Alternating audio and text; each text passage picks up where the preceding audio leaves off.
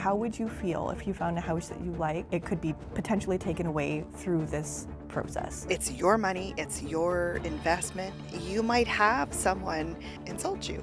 Trying to make decisions based on fear just doesn't work out. And you're going to take that personally. Obviously, this is going to be an emotional thing because it's your home, but we'll try to make sure that we navigate that together. The Red Chair Podcast. Real truth behind real people in real estate.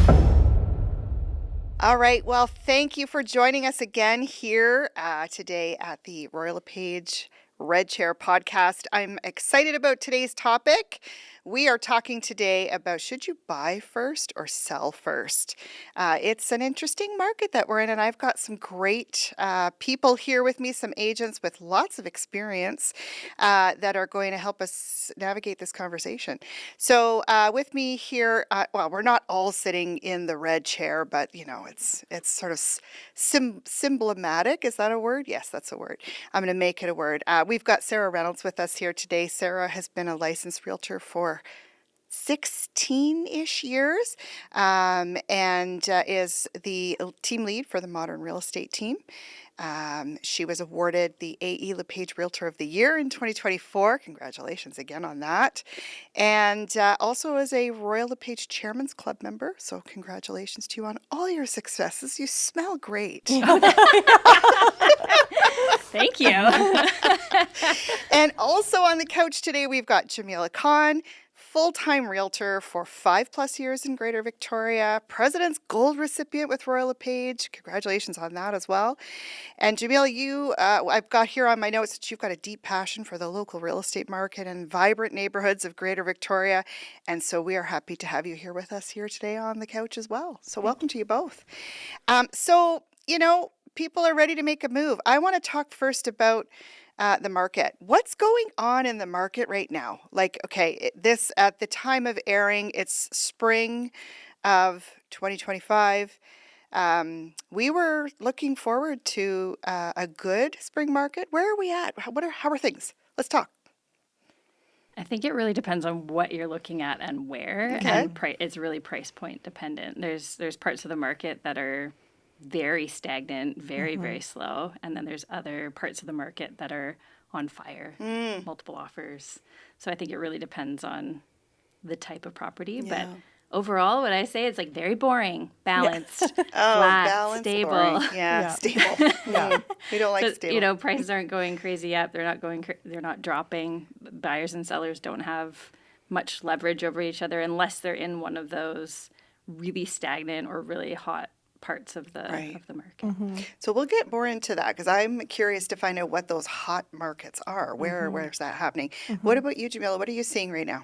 I'm seeing something similar to that. So I think that I'm 5 years in, she's 16 years in. So something that I've noticed in my 5 years time since starting during the pandemic and then moving into like 2025 is just seeing how this market is very weird. It's not quite normal, but what I've kind of seen is that it's really concentrated in the core with if we see multiple offers or if we're seeing, you know, places that are just hot. Like I went to an open house today with my clients and there were 16 people through. Wow. So it's certain properties in the core that are just, you know, if they're priced right, they're going to have multiple offers on them. And sometimes we're seeing it still in the, you know, 50 to 100,000 over asking, and those vary. But then when you see condos, they could be on the market for 90 days, 6 months, and they might not even have one showing. So it's such a different market, and I think it's totally based on like what type of property you're looking at and where you're looking at too. You know, we have things maybe sometimes in the West Shore or in Souk, and things are lasting longer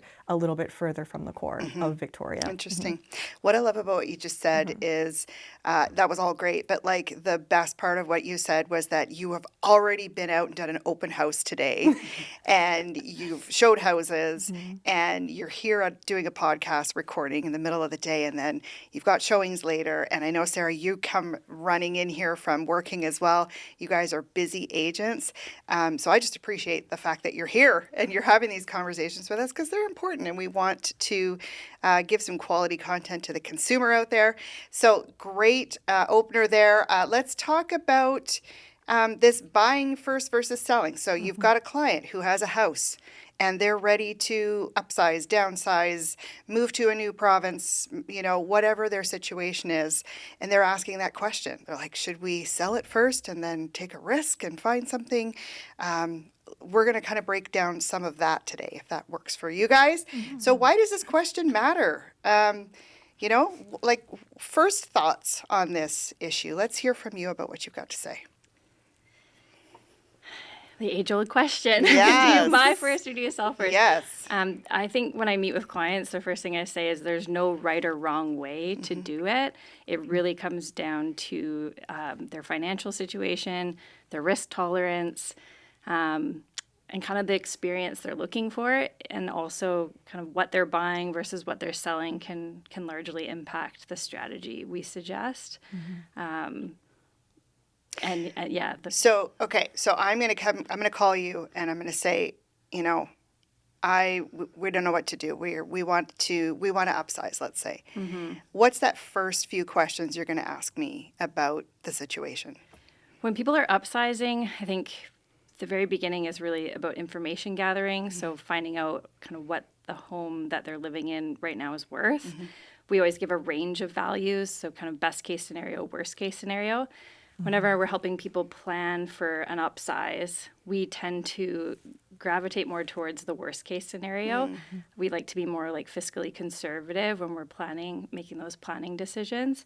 And then the list price that you choose might be totally different. But so understanding like what your home is worth, and then kind of going out and looking at what is available in the type of home that they're looking for. And just looking at that financial picture, like if you're upsizing, is it also a financial upsize? And do you have the wiggle room? So we're really looking at their financial picture, how much extra funds they have. We usually have them chatting with their mortgage professionals to understand what's possible in terms of interim financing, bridge financing. And then we kind of craft a strategy based on all of that information. So you're maybe not really having that as the first part of the conversation about like listing versus, putting an offer in. And there's triggers that we can pull in terms of like, time clauses and subject to sale. And we'll talk about some of that. But that first bit of information gathering that you're doing is just coming up with that full picture. The whys, the hows, the budgeting, those types of things. Yeah, and I think the other piece of it is, if they're looking to upsize to something that's so specific, it's in a specific neighborhood, it has to have this right floor plan, it has to have the right orientation for sunshine. Like the more specific you get, the less likely you're going to find that house in a short period of time.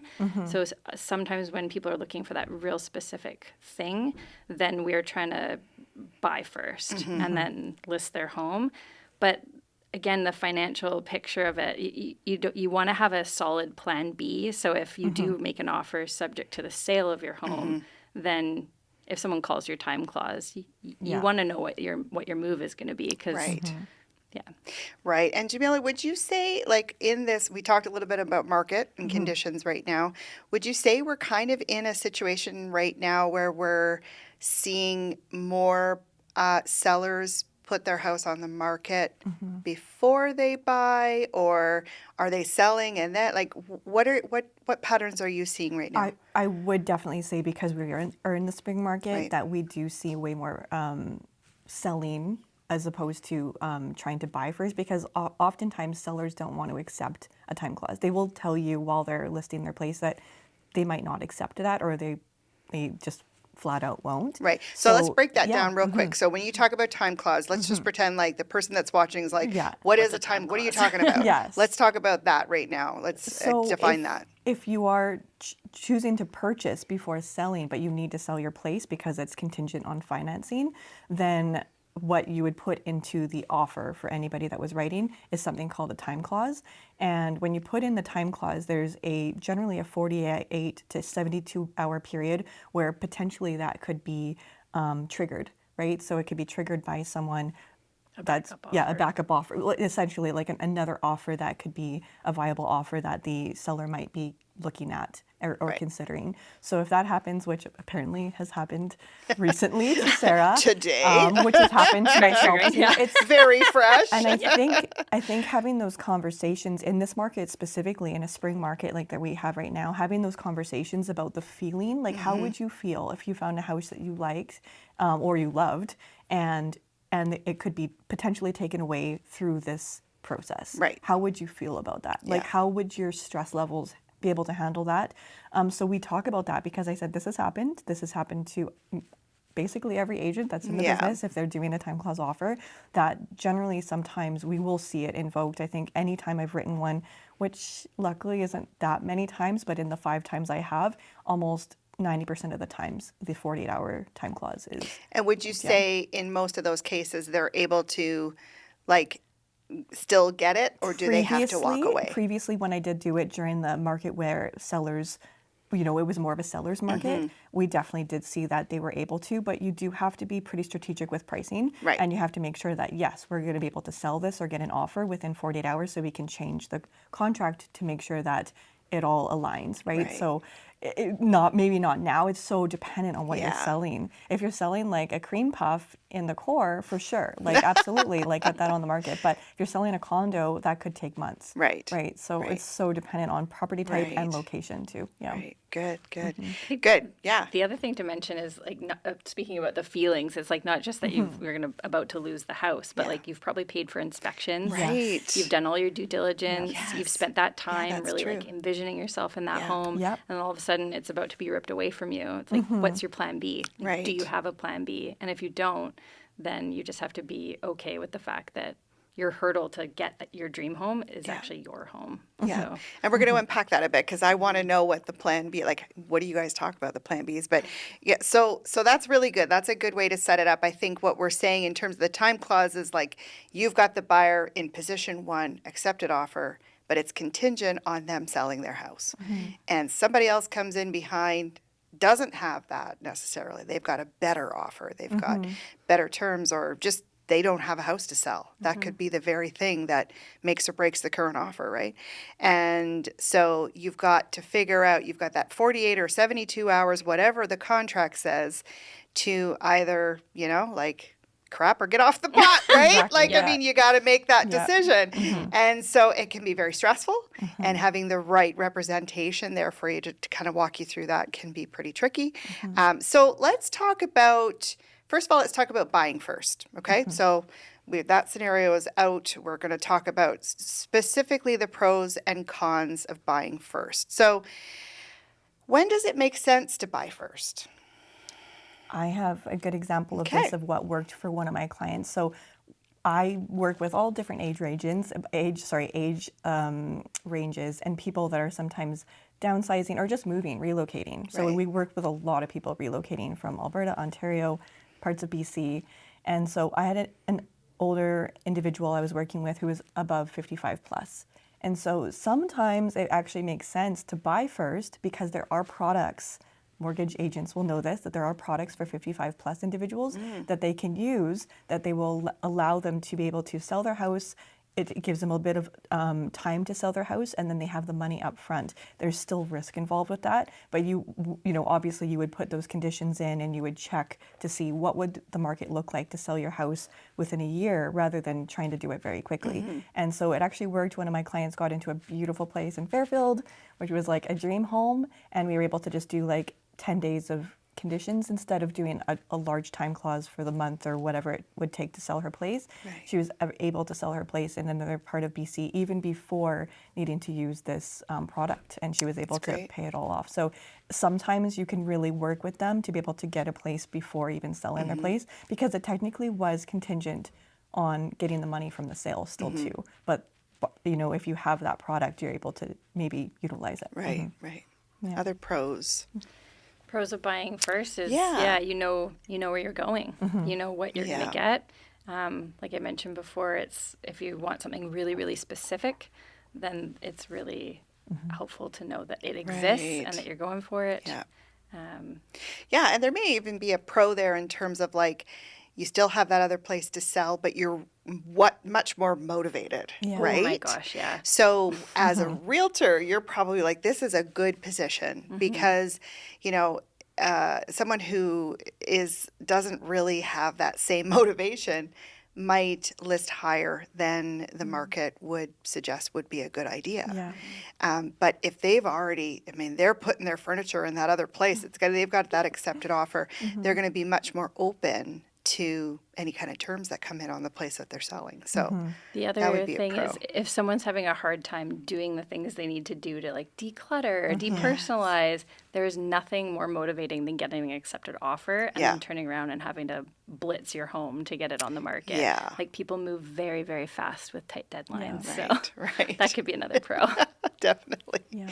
And so let's talk about the cons. What are the cons in this situation when you've got something that when you're going to buy first? What are the cons? I would say just the risk involved Yeah. in like the feelings of maybe losing out. But the other thing is, you know, sellers don't want to accept time clause offers very often. So Right. like if you have to put that in, what have you done to prepare for that? Have you gotten photos? Do you have everything ready to go? Are you going to be in multiple offers? You also have to prepare for people just outright rejecting that Right. offer as well. I think the other piece is you just don't know what your home is going to sell for until Yeah. you expose it to the market. Like any realtor and appraiser, anybody is going to give a client their best guess. And so you're kind of using estimates. And like I said before about like best case scenario, worst case scenario, if you need the best case scenario to make it work, then maybe that's not a good strategy. Yeah. So that is a challenge. You don't know what you're actually going to walk away with until you put it on the market Right, and get a right. sale. And so from an agent point of view, you know, you've got this property that, you know, so if they have this place that they need to sell and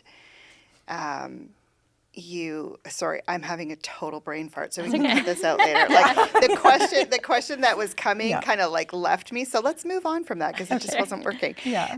So and it happens sometimes. So that's good. So that's sort of the, you know, pros and cons of the buying first. So let's talk about the selling first then. You know, what do people often underestimate when they sell first? That's kind of an interesting question. I think in this type of market, people underestimate sometimes how long it can take to sell. You know, in a perfect world, you're doing it within 3 weeks. Yeah. You know, you get it on the market within the first 2 weeks. You have an offer, and 10 days for subject removal.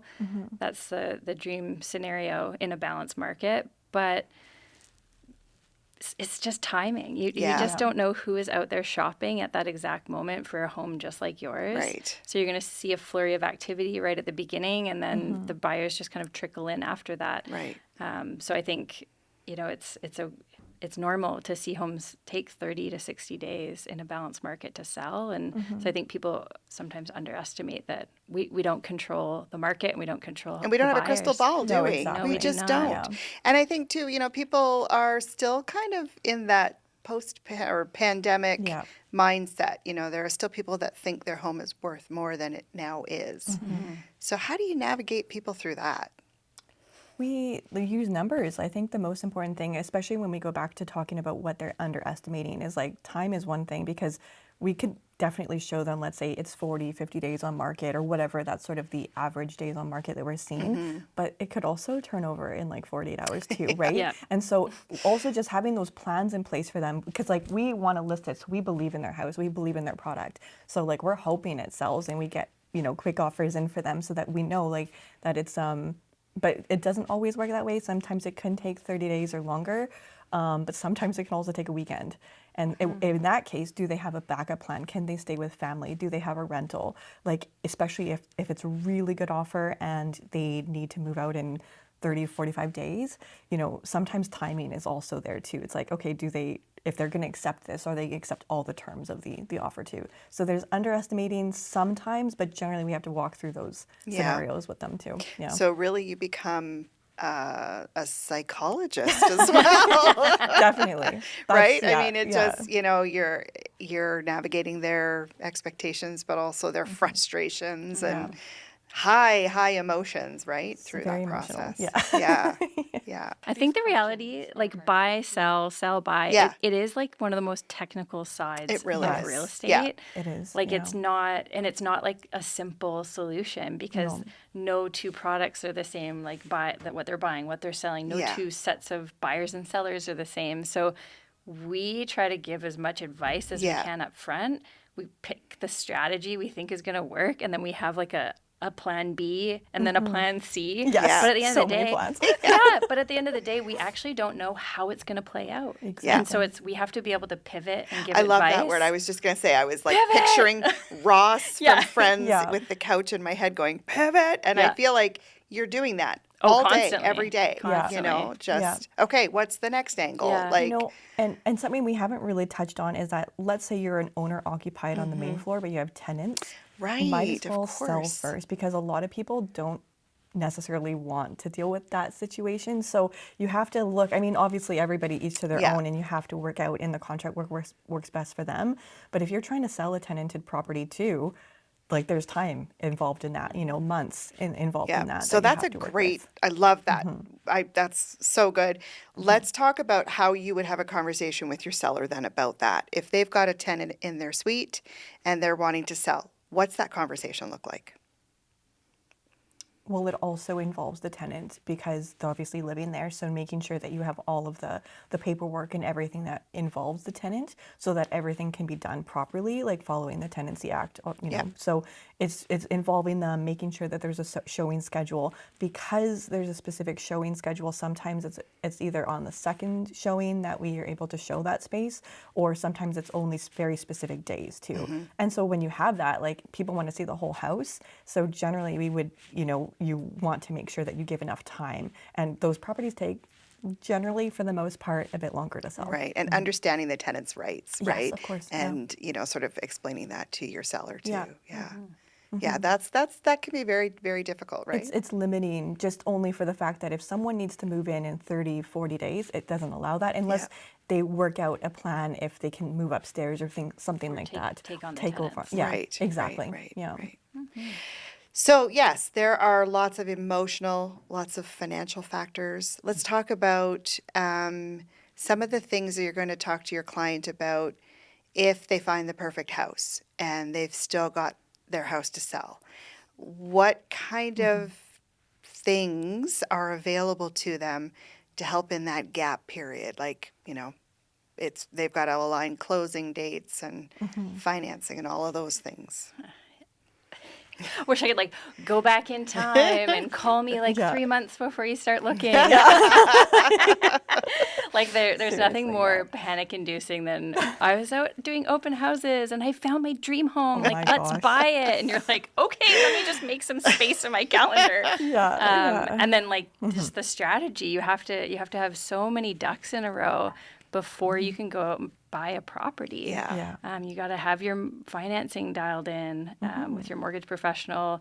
You got to know what your house is worth. That's another big piece. People think they could go out shopping and looking, but if you don't know that information, that's a huge piece of the puzzle. Absolutely. And it impacts everything. Yeah. So, yeah.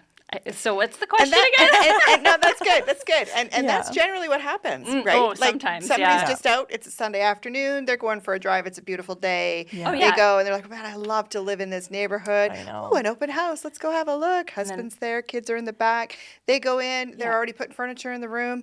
And then it's like, well, we still have to sell our place. And how do we get this house? Yeah. And that's the phone call we get is, oh my gosh, how do we get Yeah. this house? How do we make it happen? I think so too. And I think another thing that is so important is for us as professionals too, is just making sure we have all the people in our corner that are helping to create this process for them too. So, sometimes we've had issues, to be completely honest, with the financing part, and it can be very stressful because everything needs to make sure to kind of all fall in line. If they are choosing the mortgage broker, it's important that you have a relationship with them or have any contact with them, because that piece in the puzzle, I've actually been in a situation where 3 weeks before closing, the financing was supposed to come together and it didn't. So we're just scrambling, unfortunately, to make sure. So it's very important to have, and having very, very close conversations with them. So it's good to talk to your clients about potential issues that can come up with that too. Yeah. Not to be like scaring anybody, but it's like, if this is what you want to do, these are some scenarios I've been in, and I never want that to happen to Yeah. you. So let's try to make sure we have a really good plan in place, you know. And any good realtor is going to be in touch with their clients throughout the year, Yes. right? Like you I'm guys. constantly telling my clients, Yeah. you call me like a year Yes. before you Yes. want to move. Let's get you ready, right? Yes, Yeah. absolutely. Yeah. Yeah, and I think too, any good realtor is going to have all those cards up their sleeves. You know, they're going to have that mortgage person on speed dial and the Exactly. stager and you know all of those things because these things do tend to do move happen. quickly. Yeah. Yeah.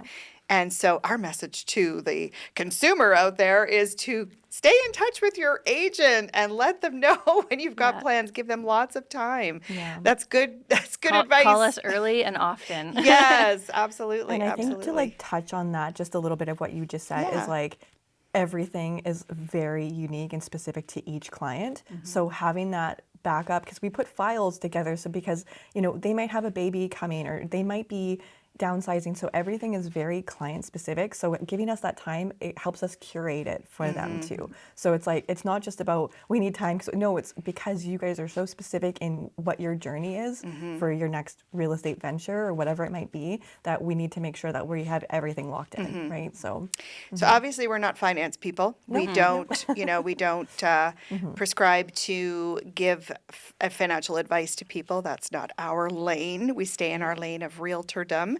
But just in terms of financing, just if we can offer sort of a broad stroke on that, like if you have a situation where you've got to carry these two houses for a small period of time, what kind of things are out there?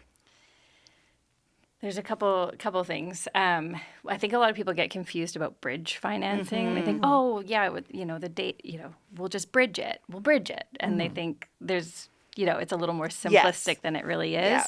Like you can't have a bridge loan unless you have a purchase contract and a sale contract on your house, and it's just for that situation where the dates don't quite line up. Right. So I think with a bridge, like you still have to be on the market and then have a secured sale in order to make that work.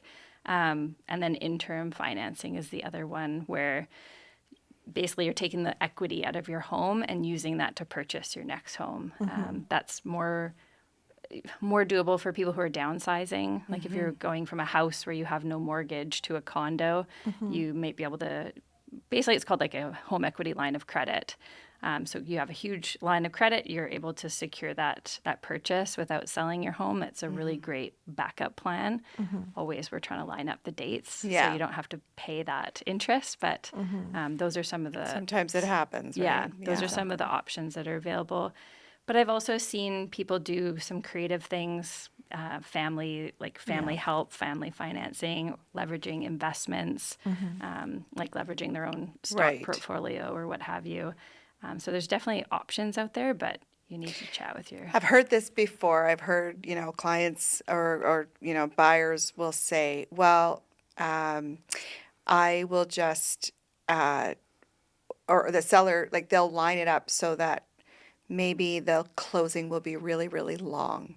Yes. So the buyer will say, well, I'll just do like a really long closing Yeah. and then I'll list my house and hope that it sells in that time frame. What do you think about that? Because that's it's pretty controversial. I would just say it limits them again. Right. It's that limiting. So anything that you do with a contract that might limit the buyer or the consumer to purchase it, like if someone needs 30 days and you're not going to allow it, but it's a good offer, like that can be a concern too. Like, so you maybe get an amazing offer, but they have a different time or term that they want to put in the offer. So you don't want to ever really limit. Otherwise, sometimes you might not get an offer that comes in on your place if you have, if you need it to be 3 or 4 months. So having the plan B is great. And I know probably with Sarah, she probably has other options with that too. Yeah. I'm just thinking of a couple stories. I But I'm love trying to remember. stories. Can you repeat the question? Yeah, so the buyer loves the house and they know they have to sell something. And instead of putting in that time clause, they're going to put a clean offer in. So it's just Yeah, going to I be can conditional on speak to this. financing, Yeah. inspection, whatever, like the normal stuff. They're not going to put that time clause in because they They're in know the competition or seller something. doesn't want to look at it. But they're going to put like a 6-month closing in. Well, I don't agree with 6-month close. I know. But we have been in this situation. But it is a more balanced market, and it might be more appealing to a seller right now. We have clients that have gone through this where they found their dream home, they have a house to sell, they ended up in competition, and so the sellers of the home they wanted would not accept a subject to sale offer.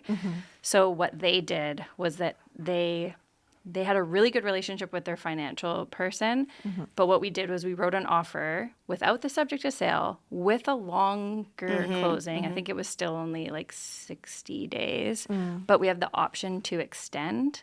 So the buyer reserved the right to extend the closing date up to 30 days.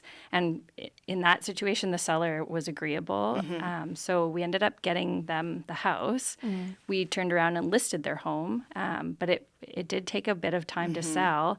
And I think the thing that's so important here is that they had everything organized ahead of time with their financial people, that in an absolute worst case scenario, they could take their home off the market and rent it and still be in a position to purchase the home. Exactly. So in that situation, I mean, yeah, even I've been in this situation where I had to pull my townhouse off the market. We closed on the house we were purchasing, and then we did end up renting it for a time frame, and then we sold it the following year. Right. So that was just another option. Yeah. You absolutely need a plan B. Yes. You can have this like, this is the dream scenario and this is what we're going to do. Yeah. But if no shit, no kidding, Yeah. it doesn't work, Yeah. like you need a plan B. Yeah. But keep in mind, in some cases, like with that specific plan B, there are implications, right? So if you are going to rent that property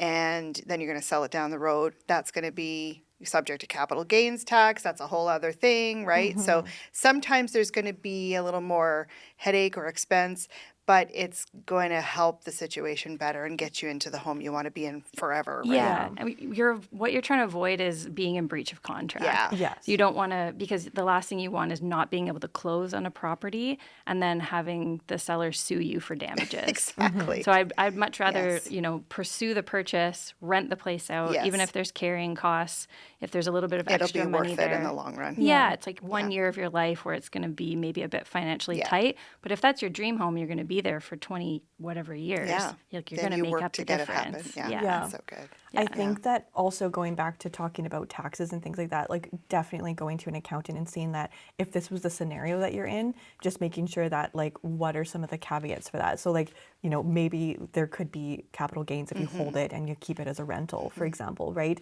So something like that is, you want to make sure that your clients are getting all the advice that they need possible, especially with like looking at different plan B scenarios. But maybe if it was their dream home, that they're willing to accept, okay, we will pay that tax if we have to keep this as a rental, but just making sure that they do have that.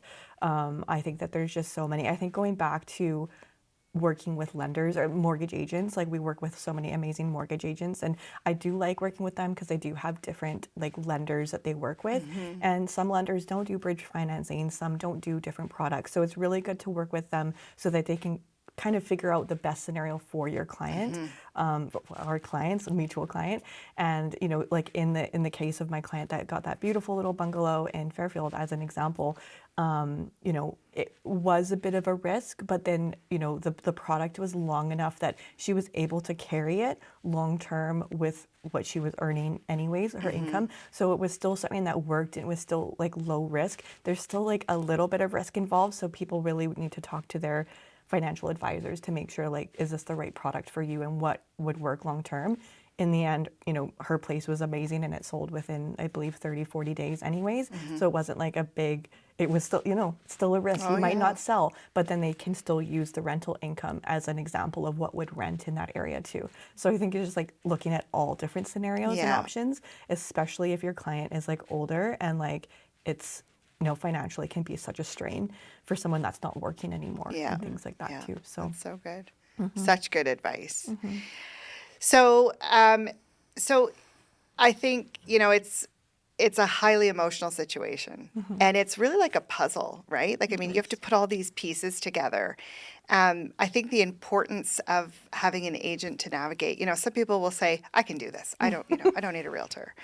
Yeah. What do you say to those people? Like, I mean, this is all really complex. Like the stuff that you are explaining to me right now, it's just exhausting. Like for someone to have to do that alone without the help of someone who's actually has, training in this, what would you say to that person that says, I can do this on my own, I'm good?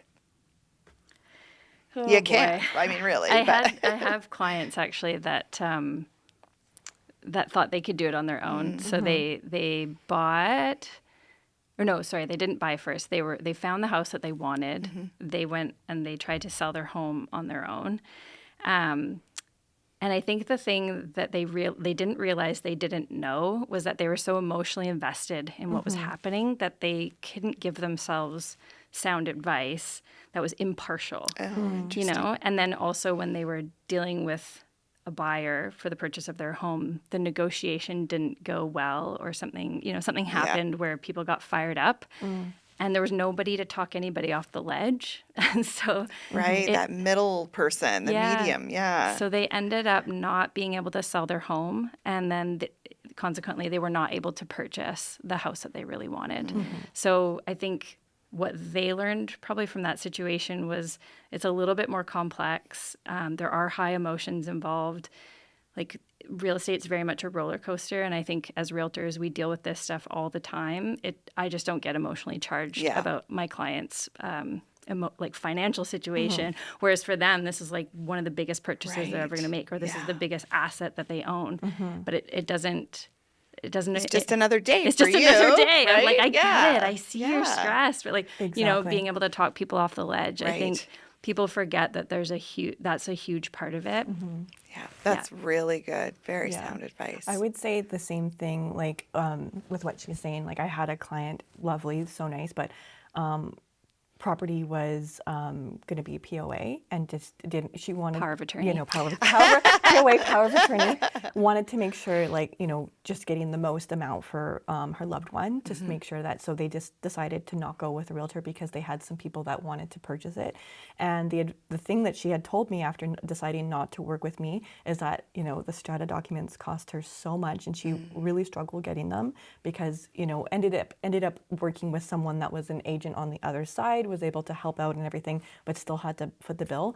Had a lot of questions that she was asking the lawyer that was representing her and her family. And so she said that the bill ended up being more money in the end, doing it all herself, and then her running around doing everything was so exhausting. Yeah. Like, luckily they did find somebody to purchase, and she just said that the time, money, cost, and just what she didn't know stress, to take it on. And it's like, any of us can go YouTube something, and I can go do some drywall. I can go do some plumbing, I can for change sure. my oil. Will I probably end up doing something wrong? Absolutely. Will it take me a year as opposed to an hour?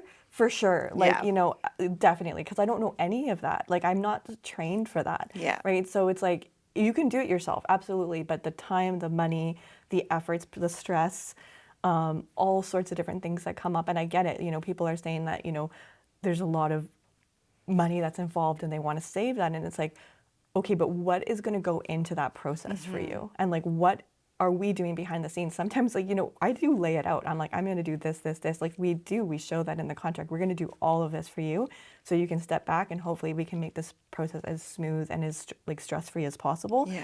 And obviously this is going to be an emotional thing because it's your home, but we'll try to make sure that we navigate that together. So we go through all different scenarios and things, but I always use that like as an example, is like YouTube has a lot of things that you can do on your own, and that but not necessarily is going to be the easiest. Like it took me, I don't know, I'm learning crochet right now. I'm going to use that as an example, and it's taken me months to learn how to do that by myself. Just that skill alone. If like I had gone to somebody that was a teacher, like I probably would have, I'm probably just going to buy my crochet from someone professional, right, going forward, because all my stuff is pretty garbage. But, it's one of those things that it's like, there's professionals, we're trained, we're constantly trained, we're always doing professional development, Royal LePage, but outside of that with Victoria Real Estate Board and beyond. And so it's like, this is what we do. This is all we do, right? So, you definitely can try to do it yourself. It's just about time, money,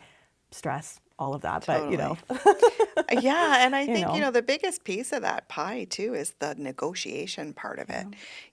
You are highly emotional when it's your money, it's your investment. It's, you might have someone that's going to come to your place and insult you, and you're going to take that personally. But if you've got someone in the middle that's doing all of that communicating on your behalf, it's going to just make more sense. We're trained as agents to be master negotiators. We're a professional business. You don't go to YouTube to figure out how to do surgery on your leg. You go to a doctor, right? And so this is a big, huge thing. And so you go to a professional and you get the right. I think of it also as like think of a contractor, like when you hire a contractor to build a house or to do a big renovation. Like if you try to self-contract, which we have, and it's like mistakes happen. And they're Absolutely. freaking expensive mistakes. Yeah. So, I mean, and that's the same thing in real estate. Yeah, sure, you could sell your house on your own. That doesn't mean that you're not leaving money on the table. Right. Or, like I said about the previous example, it's like, you're also just trying to have a successful buy and sell. Right. Yeah. And sometimes you can mess that up. Yeah. Goodness, yeah. And I would say that buy and sell process is probably one of the most stressful It's of the real complicated. estate, trades. Yeah. It's, there are just so many complexities to it. So Yeah. not every agent is cut from the same cloth. We all have our own personalities and styles and the way we negotiate. And so it's really important, I think, for people to, check out a few agents Absolutely. and get I was get actually that just going to vibe, say right? that. Yeah. I'm going to say that, like, if you are, in that process of buying and selling, and you have a certain personality, you have to go through the interview process to make sure that's going to be the right fit for you, and to make sure that person is going to live up to everything that you're maybe also managing those expectations and understanding that there's going to be emotions, but just making sure you're with the right person for you, and making sure that all those things, like if you're fairly anxious, I'm a fairly anxious person, like when it comes to that, not during the process, but I think if I was in that buying and selling, that is for myself, like you need to make sure that you are, giving all the instructions, telling me all the details. I need to know everything. Like that is something that I need definitely. And I know for anybody else, some people might just be like, contact me when it's done. It's all different. It's all different, right? So you have to find that person that really vibes with you and interview as much as you can, because you will find the right realtor and the agent and mortgage agent and whoever is like in your corner for you, So good. So good. I know. And, we have, at Royal LePage, we've got over 200 agents. Many of them come into my office on the daily going, I'm stressed. My client is stressed. And, you guys carry as much, maybe not as much, but you certainly carry a significant amount of stress on behalf of your clients. And I mean, that's one of the things I love about this business is that we're really in the business of people, right? And meeting their expectations and needs on the biggest investment that they make, and we take it very seriously, where we stress out just as much, I think, sometimes. Yeah. I try not to. I know. But what are some of the doing things? this. Yes, you're gonna tell us. You've been doing this a lot, but there's also some de-stressing things you do that you probably can talk about, which really Maybe help. we should do a podcast on We really that. should. Yes, exactly. Well, Yeah. That's so good. I so think good. massages. It definitely takes a lot of practice, I think, to Yeah. be in a support role and not get hooked by people's stress, because it is you have to be steadfast and you have to be Yes, calm. definitely. You can't get wrapped up in their tizzy. Yes. You kind of have to be their North Star. They're constant. Absolutely. Yeah. And just be in that support role. Yeah. Yeah. I think at the end of the day, your client knows what they want. It's not what you want, but it's like what you're helping them to like navigate. And so you are just like this person that's guiding them along. Like, the process, the things, but it's their decision ultimately what they're going to choose to do. So you're just facilitating that and just trying to make sure that you're taking the stress and like the difficulties out of there for them, because like we know the negotiating, we know the process, we do the contract and all of that. So making sure that like that part is like dialed in, and then making sure that they're happy with everything that comes from that process too. So good. Yeah. I think also just like advocating for your client when they say they want something, and they're about to take a hard left turn because of fear, like to try and like bring them back to like what they said they wanted. Yes. And I think so many people focus on the worst case scenario. What if this? What if this? What if this? And I always try and get my clients to dwell on the best case scenario.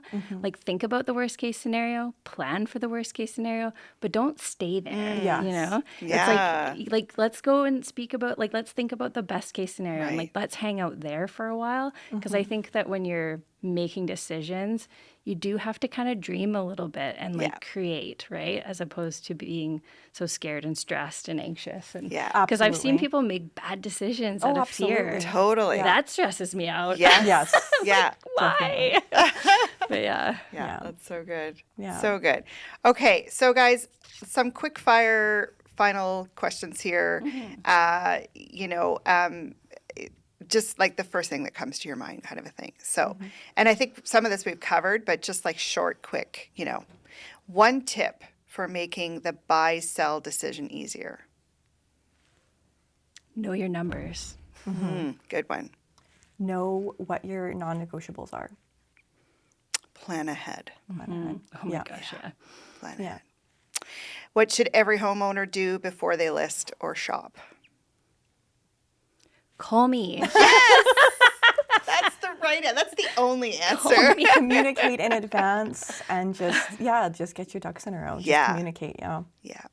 Yeah. We want to hear from you. We swear. We really want to. Yeah. Sometimes we can't. You know, Yes. there are those times we can't. But in most cases, you're sitting there in the evening. I know I've had clients in the past where it's like they take the Christmas tree down and they literally say, I don't want to put that Christmas tree up in this house next year. Yeah. Totally. I Right? get those And calls. that's the moment. That is the moment Yeah. you should be calling your realtor. It's Yeah. like, Call us in January when Yeah. we're not busy. Exactly. Like Yeah. I think it's funny when people call kind of March to June because all the houses are up for sale, but they're thinking about a move like next year. Yeah. And it's like calling an accountant in April. Like Yes. it's so hard Yeah. sometimes. But if you call us in January, We're call us in good. We're January. like on it then. good. Yeah. so good. And then you can also see like how things have changed so much from the time that maybe we have a meeting and we're showing you, okay, just to give you an example, these are some things on the market, the prices will change over time and then just being able to like work with them from that point in time to like maybe even now. And it's like, oh, things are changing. Like it's definitely a different market and you're seeing things kind of move and kind of go with, and so they're prepared for it, Right. So I think another key time too that people tend to start thinking about is when they get their assessment, right, in March. totally. And so, when they get their assessment from the previous year and they kind of go, ooh, mine's gone up or whatever, and they think, well, maybe it's time. So certainly there are key times there that they should be connecting with their realtor. So. Okay, and I'm going to ask the question. I was talking to Saira yesterday, and she's like, "Don't ask me this question," but I thought it was funny, and then I actually came up with a funny answer. And I want to share it. So anyway, if the decision were a game, what would it be called? Like to buy or to sell first? Yeah, like this whole do I buy, do I sell process. It's like I a already puzzle, know the right? name. So What's what's the game? House hot potato. House hot potato. That's perfect. I was thinking like dominoes. Or like Dominoes, Twister. that's perfect. Like, Yeah. Twister. Yeah. Anyway, I ran into Saira yesterday and she said, don't ask me that ask me question. that. Yeah. And I was like, I'm going to ask the question. And then the first thing on my lips at the time was the Hunger Games. Oh, yeah. And I thought, you know what? It really is kind of like that. Yeah. You're House Hunger running Games. through the forest. I mean, it's not quite that Not violent. But it Hot is. It's like potato's a little crazy. I nicer. do like the hot potato. I really Or do. like I musical really do. chairs. Yeah. Musical chairs. It totally is. Yeah. Take one away. Yeah, You're like, or oh Jenga, God. Jenga, right? I mean, we Yeah. could keep going with this. See, Literally. now you like Yeah. the Okay. question, so that's good. Awesome, guys. Thank you so much for taking the time today to talk about this. Is a really important conversation, one that I think a lot of people sit with and wonder, what should I do? And I think you've brought shed some real light on it today. Where can people, if someone wants to reach out to you? You don't have to, we'll put your contact information alongside the podcast, but final words from you to the public out there. What would you like to say? I think there's a lot of people are really nervous right now because of what's going on in the world. Yeah. And I just think that if you're trying to make a big life decision about whether or not to move, that to try and like not let what's going on in the world to dictate what you can and cannot do with your life. Exactly. Don't let it stop you. I think trying to make decisions based on fear just doesn't work out. Right. So that would be my sort of hot tip for the public is think about what you're trying to create in your life and talk to your professionals and see if it's possible. So good. And if you're like daydreaming of like a beautiful island, that feels like Hawaii but isn't, and just call us because we live here and we can help you live here too. So just if you're looking to relocate to a beautiful little place that feels like a bubble that's a little bit away from the world and, I don't know, though. I think we should keep it a secret. Maybe no. It's our best kept secret that we're telling everyone Yes, about. exactly. But, good. just enjoy the beautiful weather here and things like that. Like, there's so much beauty. And that's when I talk about being in love with, like, so many neighborhoods. Yeah. Everything is different. It's just like realtors. We're all, like, all the different neighborhoods are just different and unique. And, that's what makes Victoria so special. And that's why we love what we do here. So. Incredible. Thank you so much, Saira and Jemilla. We really appreciate you coming in today to talk to us. I hope that you have found this helpful today. I'm April. I'm a manager at Royal LePage Coast Capital. We have a realtor for you, I'm sure, whether it's Saira or Jemilla or someone else. I would encourage you to reach out to us and let us help you navigate the next steps. Do you buy first? Do you sell first? I don't know if we've really answered the question for you or not, but I feel like we've offered you some tools to consider. Start early in your process, make a list, make a plan, and we hope the best for you as you make decisions to buy and sell here in Victoria, and we wish you well. Take care, and we will see you here again on the Royal LePage Red Chair Podcast. Bye for now.